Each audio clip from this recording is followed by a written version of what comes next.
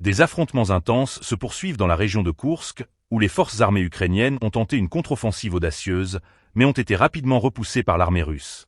Ce matin, des formations ukrainiennes ont lancé des attaques en direction des localités de Cherkasskaya, Konopelka et Ulanok, mobilisant jusqu'à 2 bataillons mécanisés équipés de véhicules blindés. Selon le ministère de la Défense, l'ennemi a subi des pertes significatives.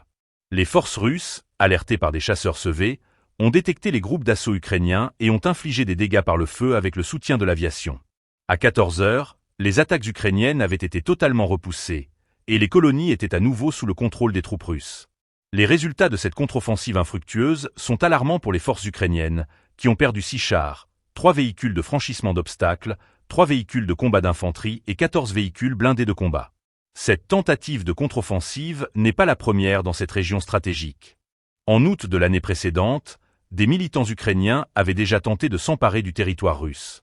Cependant, leur avancée avait été stoppée. Depuis, l'armée russe a mis en place une stratégie de défense systématique, cherchant à maintenir la pression sur les forces ukrainiennes et à les repousser hors de la région.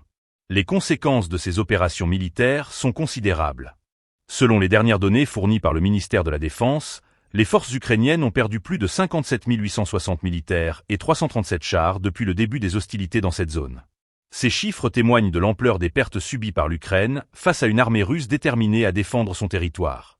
Les tensions dans la région de Koursk illustrent les défis constants auxquels sont confrontées les forces ukrainiennes, alors que la guerre continue de se transformer et d'évoluer.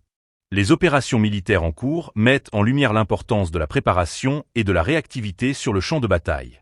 Alors que les combats se poursuivent, l'issue de cette confrontation reste incertaine, laissant planer des doutes sur l'avenir des opérations militaires et sur la capacité des forces ukrainiennes à riposter efficacement.